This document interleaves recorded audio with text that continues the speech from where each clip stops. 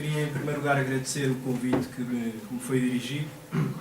Eu creio que é importante neste momento, um momento particularmente complicado, muito complexo, que vive o processo de paz na Colômbia, que se possa discutir, debater, conhecer melhor a realidade daquele país, daqueles movimentos e também daqueles partidos que tratam já há muitas décadas, como disse o Duarte há pouco, de conseguir, de uma vez por todas, fazer um cessar-fogo em que se cumpra de uma vez por todas os acordos realizados com o Governo.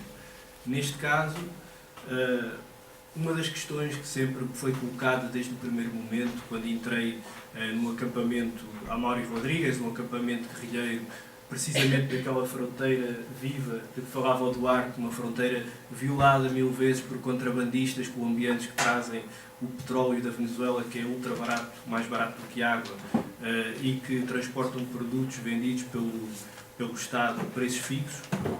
A verdade é que sempre me falaram que a paz não é o único objetivo que tem as Farc, nem o povo colombiano.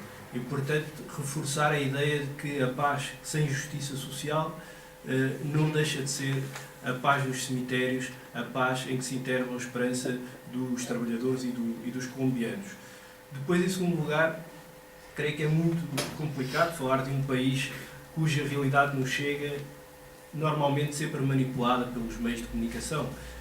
Eu não sei que imagem é que poderão ter as pessoas na Galiza do que se vive na Colômbia, mas pelo menos em Portugal a maior parte da população não faz ideia, e as poucas informações que chegam ou são das Farc como grupo narcotraficante, as Farc e o Exército de Libertação Nacional, a outra organização, ou que são as guerrilheiras que são utilizadas pelos comandantes para serem violadas, e que isso representa a brutalidade daquela organização. Por outra parte, que deixaram de defender os seus ideais comunistas que defendiam no princípio, mas que agora se venderam pelo dinheiro do tráfico de droga. E eu sempre penso nesta coisa de que nós, pelo menos em Portugal, a esquerda tem muita dificuldade em conseguir romper o cerco mediático. Nós não temos os meios de comunicação nas nossas mãos e somos constantemente atacados com todo o tipo de mentiras. Agora imaginemos uma organização comunista, armada, clandestina, que vive nas montanhas, que vive na selva, aliada e com grande dificuldade, longe dos grandes centros populacionais e, portanto, com grande dificuldade de rebater todas essas mentiras que ao longo dos anos foram sendo produzidas pelos meios de comunicação. E depois outra realidade que, entretanto, apareceu agora há pouco tempo, são todos estes filmes e estas séries cujo retrato que fazem da Colômbia é o retrato dos narcotraficantes como heróis. O caso do Pablo Escobar, quem tem Netflix, quem não tem vai sacando ilegalmente da internet, mas que de facto o que faz é idolatrar os verdadeiros narcotraficantes, ou seja, isolando as organizações guerrilheiras, intentando pôr-lhes o adjetivo de narcotraficantes, enquanto que os verdadeiros narcotraficantes saem ilesos e saem sempre com aquela carga heroica, não é? Eu tive, ou seja, antes de chegar ao acampamento, eu estive em Medellín, a cidade justamente do Pablo Escobar, e consegui verificar, junto de alguns camaradas do PC3, o Partido Comunista Colombiano Clandestino, que de facto grande parte da população daquela cidade considera o Pablo Escobar, por exemplo, como um herói. Em parte porque construiu algumas habitações em bairros populares, mas por outro, devido à grande propaganda que se fez ao longo dos anos para tentar reabilitar a sua figura, e por outro também porque há um grande grupo de paramilitares, cerca de 7.000 paramilitares na cidade de Medellín, que controla tudo o que se passa, desde o comércio, desde tudo o que é político, tudo o que é social. Eu lembro que havia uma praça cheia de jovens e que este camarada me dizia: está a dizer que naquele canto é paramilitar e que está aqui para assegurar que tudo o que se passa aqui não descamba, ou seja, que não haja qualquer tipo de violência, que não haja roubos, que não haja nenhum tipo de ataque, precisamente para garantir que o tráfico de droga, que o comércio de álcool e que o poder político se mantém inerte das mãos dos mesmos.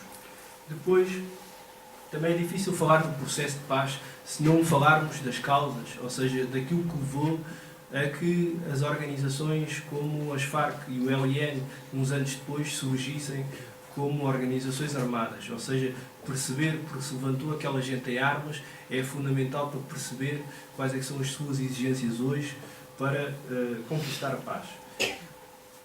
Eu tentava, há bocado estava a ouvir o Duarte e estava-me a lembrar que uma pessoa pode ir muito para trás na história, não é? E de facto na Colômbia é preciso ir muito para trás na história para perceber que sempre foi um país de grandes contrastes e um país com uma grande brutalidade, ou seja, uma grande violência. Desde logo no fim do século XIX, com a Guerra dos Mil Dias, em que a oligarquia se debatia entre conservadores e liberais, um pouco como já tinha acontecido também em alguns países europeus e noutros países da América Latina, mas em que aí já começava a haver formações guerrilheiras, ou seja, a forma de luta se foi criando ao longo daqueles anos e que foi permanecendo pela história.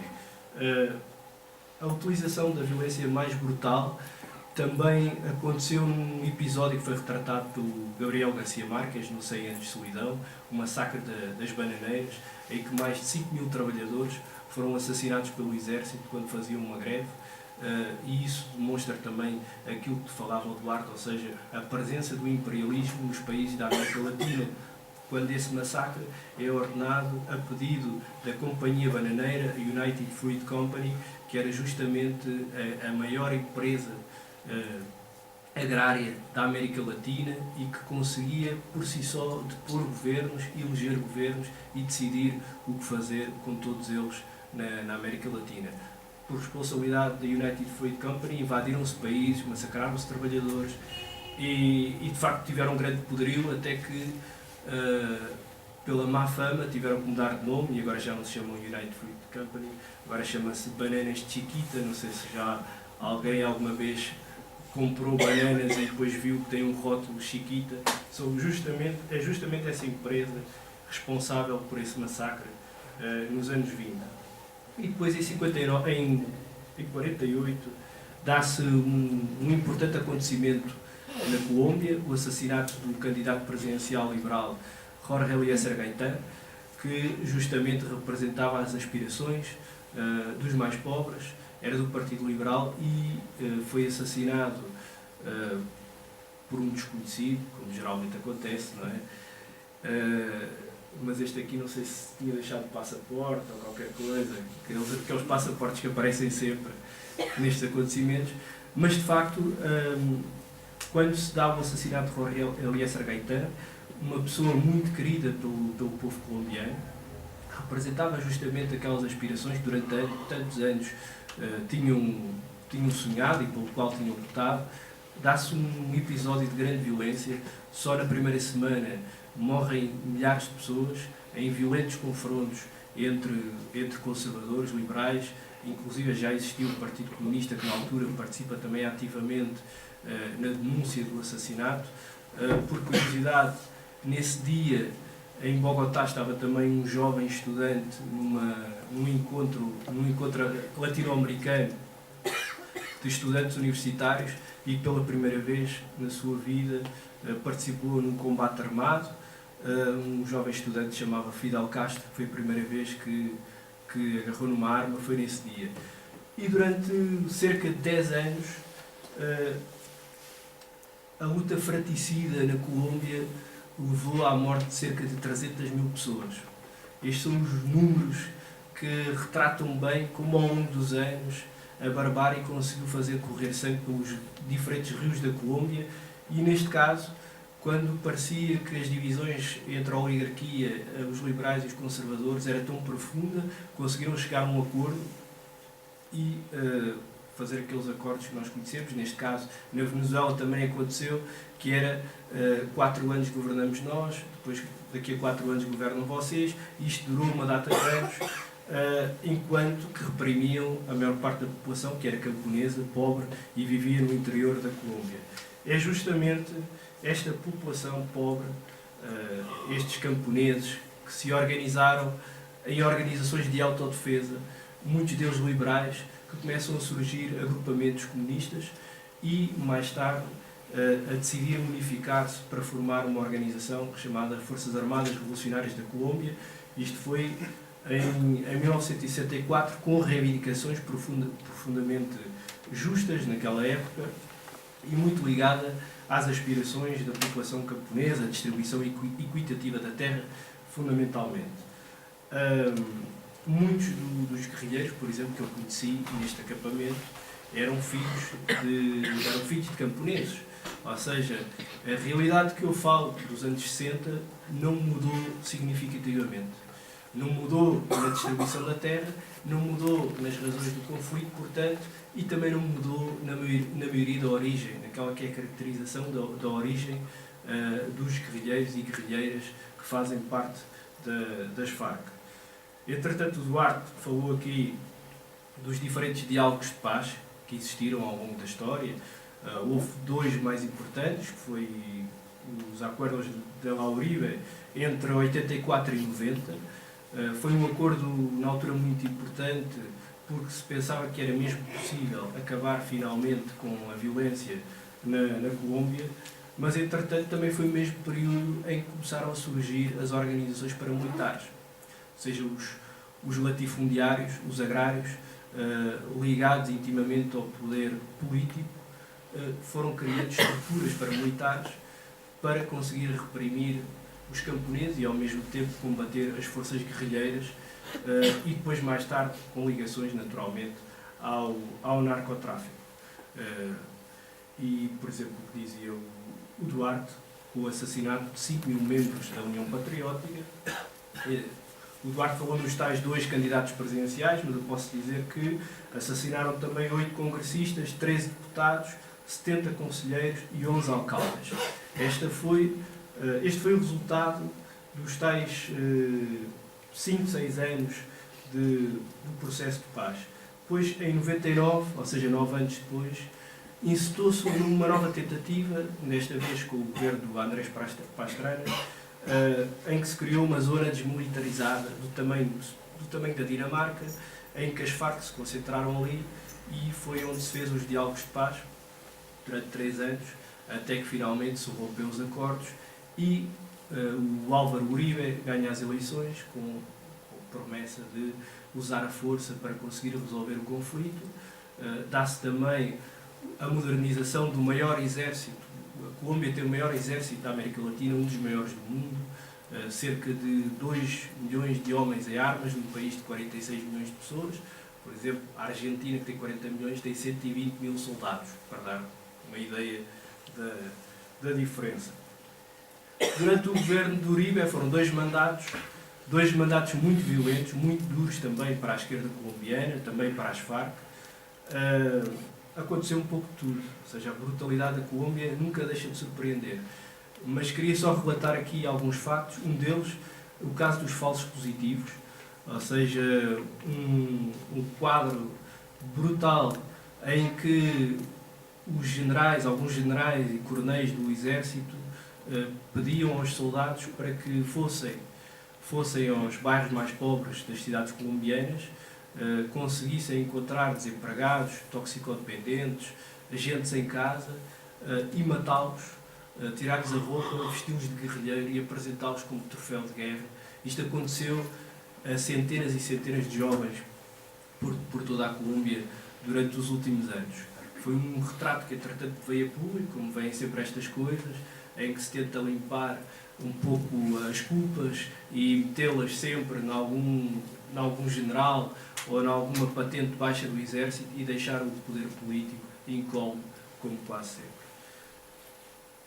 O retrato desta Colômbia que vos falo é um retrato também violento em termos mundiais. Por exemplo, nos últimos anos, eu creio que na última década, a Colômbia conseguiu ser o país onde mais sindicalistas foram assassinados.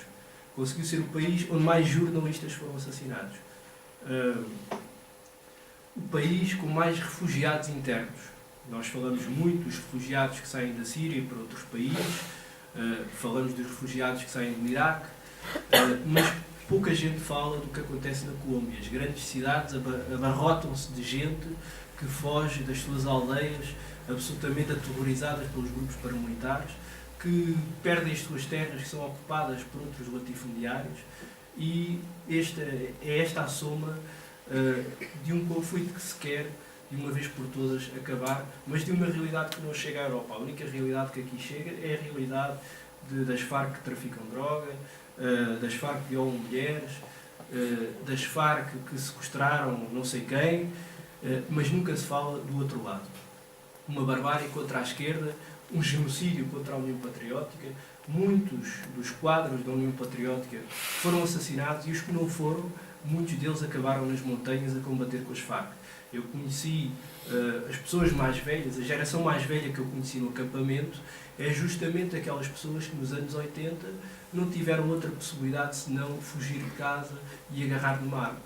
Ou então escolher o caminho do exílio. Houve gente que escolheu o caminho do exílio, e houve gente que decidiu que preferia, se era para morrer, preferia morrer a combater por uma Colômbia mais justa. E aqui a perder-me nos papéis. E eis que chega, finalmente, o acordo, ou seja, os diálogos de paz em Havana, começaram em 2012, com a mediação de Cuba e da Noruega, com os verificadores, os Estados verificadores, Chile e a Venezuela também, e com uma grande esperança, uma grande expectativa.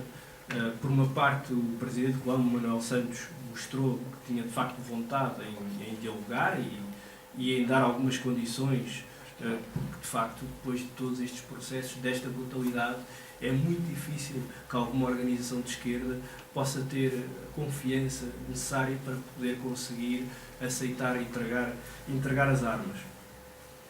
A compreensão disso foi tida, os diálogos foram feitos em Cuba, num terreno, digamos que mais favorável, neste caso, às Farc, e também com a verificação da própria Venezuela. Os guerrilheiros trataram sempre que eu falava do processo de paz, eles trataram sempre de destacar uma figura fundamental para que se conseguisse chegar a estes acordos. E foi a figura do presidente Hugo Chávez, que sem ele não teria sido possível chegar a este momento em que estamos hoje. Justamente, ou seja, eu estando na fronteira com a Venezuela, muitos daqueles guerrilheiros, muitas vezes, deliberadamente ou não, passavam de um lado para o outro, mas não é novidade para ninguém, creio eu, que as Farc foram sempre consideradas pelo presidente Hugo Chávez como uma organização revolucionária. Ou seja, eu lembro que havia uma intervenção, precisamente na televisão, em direto ao povo venezuelano, em que ele dizia que as Farc não são uma organização terrorista, são uma organização revolucionária, são camaradas, nós queremos que se consiga a paz na Colômbia, mas não vamos entrar no jogo sujo de considerá-los uma organização terrorista. Neste processo de paz, para além daquelas questões históricas que as Farc sempre defenderam, principalmente a questão agrária, não é? Houve outros pontos fundamentais. Por um lado, a participação política, as garantias de conseguir que se possa, de uma vez por todas, haver uma organização política de esquerda que possa aglutinar aquela imensa maioria que nunca pôde participar, que nunca se pôde rever em nenhum partido por estarem proibidos. Não podemos falar de um país, ou seja, não podemos falar da suposta democracia de um país se nele não são permitidos participar um conjunto importante da sua população. Neste caso, garante-se a criação de um partido que vai ser criado pelas Farc no próximo mês, em maio, sim. Garante-se que terão eleitos nos próximos 2 mandatos no Congresso Nacional, ou seja, independentemente dos resultados que venha a ter esse partido, em coligação ou não, muito provavelmente irá em coligação com outras forças de esquerda, eles vão ter um certo número de eleitos no Parlamento, o que, por si só, é um ganho. Eu sempre que penso nestes diálogos de paz, penso sempre em ganhos e conquistas. Nunca penso que foi a amabilidade da direita colombiana que decidiu naquele momento, entregar aqueles deputados, permitir que as Farc se organizem como partido, considero que são ganhos. Ou seja, que de facto só a força e a organização e todos estes anos de luta é que permitem às Farc ter uma posição sustentável nos diálogos que obriguem a que a oligarquia aceite que aquela organização tenha nos próximos 2 mandatos uma série de eleitos. Também garante a proteção, ou seja, o governo colombiano vai entregar uma suma importante de dinheiro para proteger e evitar que aconteça o mesmo que aconteceu com a União Patriótica. É um tema um bocado complexo, posso falar depois, mas de facto, no que vamos já de ano, estamos em abril, já foram assassinados cerca de, eu creio que foram assassinados perto de 100 ativistas de esquerda na Colômbia. A média vai a um assassinado a cada 3 dias. Eu, quando lá estive, ou seja, ia lendo as notícias, e era um aqui, outro ali. Aliás, eu hoje recebi a notícia de que, onde é que foi? Recebi a notícia de que foram assassinados 2 guerrilheiros nas 2 últimas semanas e que, creio que foi hoje ou ontem, 2 familiares e um preso político, que entretanto tinha sido libertado, tinham acabado de ser também assassinados. Ou seja, sem esta proteção, que neste caso vai ser através de próprios guerrilheiros das Farc, são eles que vão assegurar a proteção dos membros do partido, vai-lhes ser permitido que andem armados e vai haver financiamento do Estado para isso, não é? Mas sem a garantia de que haja uma participação legal, será muito difícil que estes acordos cheguem, ou seja, ou que não volte a guerra nos próximos anos. Eu lembro de estar num debate, precisamente dentro do acampamento, ou seja, neste momento há cerca de 31 zonas de transição, são acampamentos onde as Farc se concentraram em todo o território colombiano e onde podem contactar com a população e fazer o que eles chamam de pedagogia de paz. Ou seja, receber a população, ouvir as suas queixas, as suas opiniões, as suas posições e, ao mesmo tempo, poder aproximar-se da população e falar das suas propostas, dos seus projetos. E eu estava num debate, justamente num desses debates, que era para discutir o plano de desenvolvimento integral daquela região, La Guajira, no nordeste da Colômbia, uma das zonas mais pobres. Tenho aqui também outro dado, escrevi nas reportagens, mas que nessa região onde eu estive morreram de desnutrição infantil 4.770 crianças em 8 anos.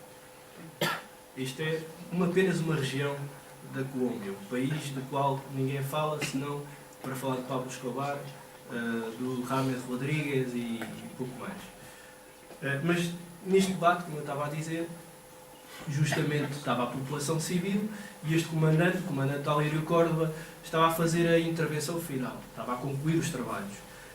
E nisto levanta-se uma senhora negra, cerca de 50 anos, e que diz: isso parece tudo muito bonito, o que você está a dizer, mas a verdade é que vocês vão entregar as armas, que é o que o governo quer, e que nós vamos ficar desprotegidos. E se calhar daqui a uns anos os meus filhos vão ter que seguir o caminho que outros tiveram que seguir ao longo de décadas. Ou seja, isto para ilustrar que as fragilidades, os perigos que vive este processo são muitos e que a própria população civil, principalmente a população mais isolada, a população que vive nas aldeias mais do interior da Colômbia, sentem também essas fragilidades e esses perigos. Quando as Farc dizem que querem paz com justiça social, mas que se depender só das Farc isso não vai acontecer, ou seja, que tem que ser o povo colombiano, os trabalhadores colombianos, as organizações sociais e políticas colombianas a lutar por isso, a pressionar o governo nas ruas. Se não houver esse fator é o fator decisivo para que de facto se consiga alcançar esse objetivo. Depois discutiu-se a questão do fim do conflito, as tais zonas de transição que eu falei, ou seja, são acampamentos onde os militares colombianos não entram, são acampamentos que têm cerca de 4 km² à volta a uma zona de ninguém. Depois há uma espécie de acampamento onde está a ONU, que a ONU é que pode entrar, ou seja, há estruturas tripartidas, o membro da ONU, o membro do Exército Colombiano e o membro das Farc. Têm que andar sempre juntos para fazer a verificação. Quando entram num acampamento guerrilheiro, têm que andar sempre juntos para que não haja qualquer tipo de parcialidade na observação que fazem. Depois, a 1 km, ou seja, depois da terra de ninguém, a 1 km, aí sim, já há um acampamento do Exército Colombiano. É o que ficou no acordo, mas de facto, sendo diferente daquilo que aconteceu no processo anterior, em que houve uma zona desmilitarizada com um tamanho enorme, o tamanho da Dinamarca, em que as Farc podiam de facto trabalhar sem influência do governo. Neste caso o que se faz foi concentrá-los em diferentes pontos do país e haver um controle parcial do processo. Há também um objetivo da garantia de integração na vida civil. Vai haver programas, vai haver dinheiro, segundo o governo, não é? E a amnistia dos presos políticos. Na Colômbia há 10 mil presos políticos.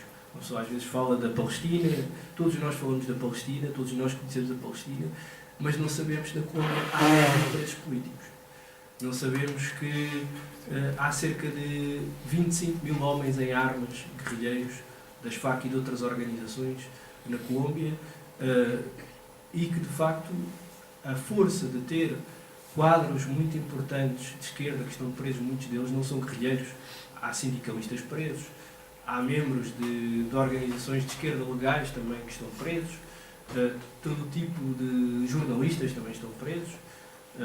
Lembro do sindicalista Huber Ballesteros e do jornalista que foi preso na Venezuela e depois foi extraditado para a Colômbia, também aqui há uns anos. Mas, de facto, a utilização da guerrilha, da luta armada, para tentar criminalizar toda a esquerda, todos os movimentos sociais, foi uma prática, como aliás isso acontece em quase todos os países em que há luta armada, não é? Em que se tenta contaminar todas as outras estruturas e conseguir asfixiar o movimento popular. Em relação às drogas, que eu acho que toda a gente pensa na Colômbia e de facto o grande problema que surgiu nos anos 80 do tráfico de droga, o principal país da exportação de cocaína, o que ficou nos acordos foi as grandes reivindicações das Farc desde o princípio. Pode parecer muito estranho para quem lê no jornal que as Farc são narcotraficantes, que o objetivo das Farc tenha sido, desde o primeiro momento em que surgiram as grandes plantações de coca, por um lado, a erradicação do cultivo da folha da coca, a não ser em comunidades originárias, indígenas, que usam a folha na sua cultura desde sempre. E, por outro lado, a substituição dessas plantações por outras e subsídios para os camponeses que trabalham, ou seja, que trabalham desde sempre na plantação da coca, porque imaginemos que alguém tem que decidir entre plantar batata e plantar coca, em que plantar coca lhe permite sobreviver aos seus filhos e em que plantar batata não lhe permite sobreviver de forma alguma. As Farc nunca tiveram condições e nem se acharam sequer que deviam ser eles a fazer, não é? A erradicar os campos de plantação de coca. Por um lado, porque isso ia matar de fome muitas famílias de camponeses, e por outro, porque é o Estado que tem, de facto, de uma forma integral e a nível nacional, de conseguir uma solução que consiga solucionar os problemas pelo que passam os camponeses colombianos. E depois uma coisa que nós também defendemos em Portugal, aliás, em Portugal temos uma lei, creio que até bastante avançada neste campo, em relação à toxicodependência, que é o facto de não encarar o toxicodependente como um criminoso, mas como uma pessoa que deve ter direito a um tratamento e que, naturalmente, o tráfico deve ser combatido, mas não os que consomem. Depois, a questão das vítimas, tudo isto que eu vos falei, que são, ou seja, é um historial brutal de gente que morreu. Provavelmente, se falarmos de todo o século XX, estamos a falar, ou seja, só naqueles 10 anos que vos disse, quando mataram o presidente Jorge Eliezer Gaitán, até ao acordo de paz que realizaram entre liberais e conservadores, morreram 300 mil pessoas. Isto foram 10 anos. Estamos em 2017. O conflito continuou durante décadas e décadas e eu não tenho dúvida alguma de que o número de vítimas seja superior ao 1 milhão na Colômbia. E em relação às vítimas, esta ideia fundamental de que o governo tem que reconhecer que foi justamente um dos grandes causadores de dor para muitas famílias colombianas, provocou muitas vítimas nas organizações políticas, sociais, sindicais, que teve ligações diretas e indiretas ao paramilitarismo e, naturalmente, as Farc também assumiram que devem reconhecer muitos dos erros que cometeram em ataques que acabaram por vitimar a população civil e outros, como acontece nas diferentes guerras, mas eles decidiram assumir isso com toda a frontalidade e dizer que não devia ter acontecido, não podia ter acontecido e que é uma mancha que eles não querem ter com eles.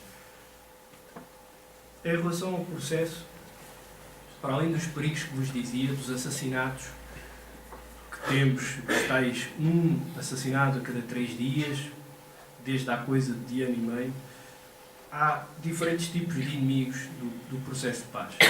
Por um lado, os inimigos que estão ligados aos oligarcas conservadores, liderados principalmente pelo ex-presidente Álvaro Uribe, que teve sempre ligações muito fortes ao narcotráfico e ao paramilitarismo também, e que foi um dos líderes da campanha quando fez o referendo pela paz na Colômbia, o referendo que se perdeu, surpreendentemente.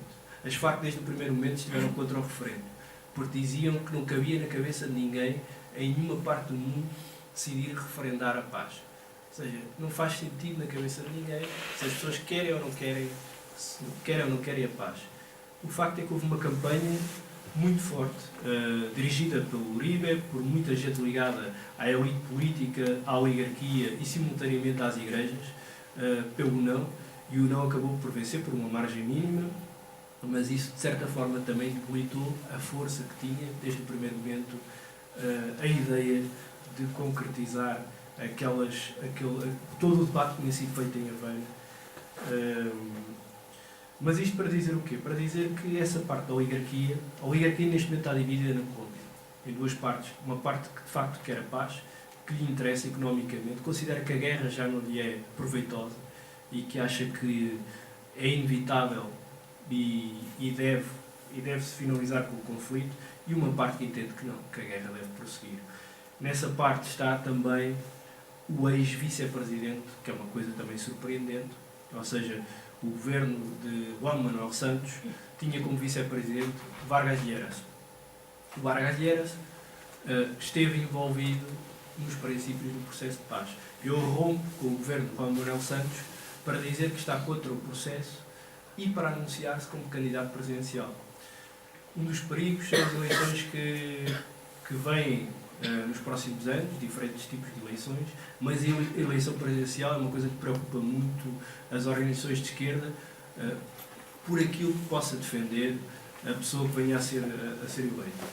E Vargas Lleras, certamente, o que ele disse já foi que não quer prosseguir com o processo de paz, quer romper com o processo de paz, ainda que isso possa ser complicado politicamente, internacionalmente, inclusive, mas o facto é que deixa o processo de paz no limbo.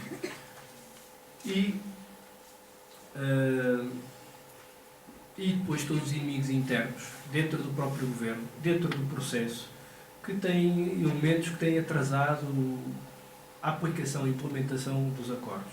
Por um lado, eu quando cheguei ao acampamento, o objetivo destas zonas de transição era justamente que os guerrilheiros se fossem concentrando em zonas em que o governo garantia dormida, alimentação, espaços para estudo, para desporto, etc. E quando os guerrilheiros chegaram a estes espaços não havia nada. A maior parte do sítio não havia nada. Havia um terreno descampado.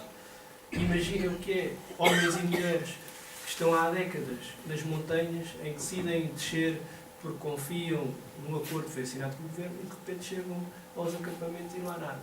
Não há nenhuma infraestrutura. Em alguns não havia água canalizada, não havia nada.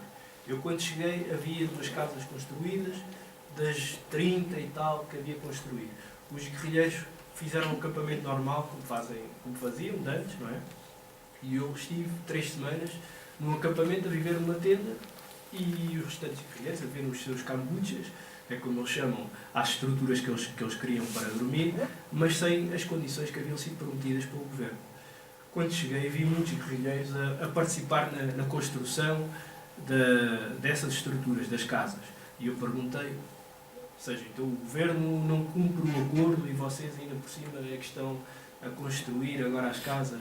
E eles disseram, pois é, Bruno, mas aqui a questão é que nós estamos verdadeiramente comprometidos com o processo de paz e queremos que a população colombiana veja que nós de facto estamos pela paz e perceba que isto fica em evidência, que eles não defendem a paz e tentam entorpecê-la a todo momento. Depois o atraso na aplicação da lei da amnistia. Os preços já deviam estar cá fora e ainda não estão. Os assassinatos que vos falei. A tensão com a entrega de armas. Segundo os acordos, as Farc deviam entregar as suas armas em 3 fases. A cada 60 dias entregavam 1/3 das suas armas. Eu estava lá quando foi a data da primeira entrega de armas e o governo, muito indignado, dizia, mas como é que é possível que as Farc digam agora que não podem entregar já as armas? E as Farc diziam, mas como é que vocês querem que entreguemos as armas se não temos nada construído, se nem sequer os contentores da ONU, que é onde as armas têm que ficar depositadas, quando as Farc entregam à ONU. Onde eu estava não havia nada, nem contentor sequer da ONU para fazer a tal entrega de armas. E era tão surreal que foi o próprio membro da ONU, o representante da ONU, que teve que dizer ao governo colombiano que devia deixar de pressionar quando não está a trabalhar pela paz. Ou seja, o processo de construção das zonas de transição, os elementos que foram acordados têm que ser implementados para ganhar confiança da outra parte. E eu não sei quanto tempo é que estou a falar, eu quero terminar, mas vou terminar com isto porque acho que é mais fácil se as pessoas fizerem perguntas e podemos conversar, não é?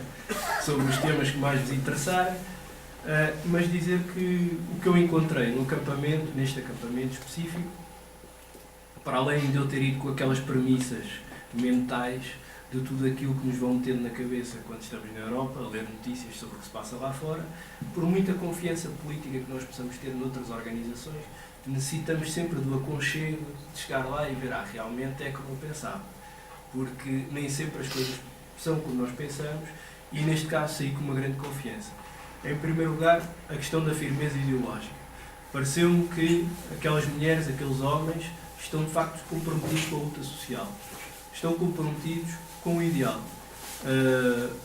Têm uma consciência política, como se calhar temos nós aqui nesta sala, têm conhecimento e fazem estudo diário das obras políticas. Eu, quando cheguei ao acampamento, o primeiro dia, e quando souberam que era português, a primeira coisa que me perguntaram não foi pelo Cristiano Cunhal, foi pelo Álvaro Cunhal, foi pelo Partido com Paredes de Vidro. Perguntaram-me se eu já tinha lido, se eu era do partido com Paredes de Vidro, se fazia parte, e falaram da importância que tinha esse livro para a sua organização. Ouvir isto, obviamente, para o comunista português é sempre emotivo, mas também revela a importância que tem a formação política e ideológica para aquela organização.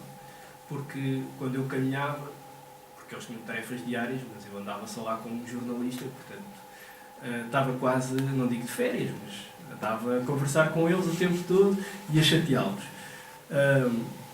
Mas, de facto, apanhava-os a ler muito, liam muito, tinham uma hora cultural, onde podiam organizar debates e discutir em conjunto, coletivamente, as obras que liam, ou então, no seu próprio cambucha, liam. Ao mesmo tempo, as Farc, nos últimos tempos, nestes acampamentos, têm procurado chamar agentes especialistas para poder ajudar a formar os guerrilheiros. A mim pediram para dar aulas de jornalismo, para ajudar, pelo menos a dar umas noções de jornalismo, mas lembro, por exemplo, que havia umas raparigas que estavam a dar umas lições sobre umas aulas sobre a questão LGBT, e isso para mim pareceu-me surpreendente. Eu não esperava na Colômbia, ou pelo menos no acampamento das Farc, que se preocupassem com uma questão que muitas vezes parece aliada da maior parte das organizações comunistas. E recordo-me, obviamente, que estamos a falar de gente que viveu na selva, nas montanhas durante anos e que muitas das questões que para nós são diárias, óbvias, para eles não são. Mas lembro-me de uma coisa que escrevi, inclusive na reportagem do Sermos Galiza, que foi no Dia da Mulher. Estava a organizar muitas coisas, porque é um dos dias mais importantes para a organização, teatro, canções, poemas, etc. E havia um camarada, o Jacid, que me dizia que ia participar na peça de teatro. Eu, tudo bem, tal. E o que é que vais, ou seja, o que é que vais fazer? O que vai ser a tua personagem? E ele, vou ser mulher. E eu, vais ser mulher? E ele, sim. E não te faz confusão? E ele olhou para mim, confusão, porquê?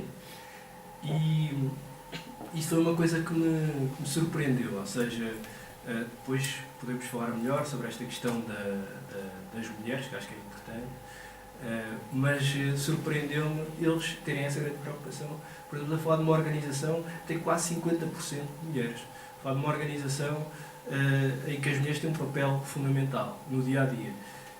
E eu vou terminar, porque acho que já me estou a exceder e prefiro esta coisa de conversarmos e poder esclarecer algumas dúvidas, as que eu puder esclarecer, naturalmente, mas podermos conversar sobre o que se passa na Colômbia, sobre o que eu vi, não é? Acho que este testemunho foi um privilégio para mim, que obviamente não quero guardar para mim, como sei que há muita gente que gostaria de ter lá estado e que não pode estar por muitas circunstâncias. Gosto também de poder partilhar isso com as pessoas que têm curiosidade, que querem saber, têm perguntas, têm dúvidas.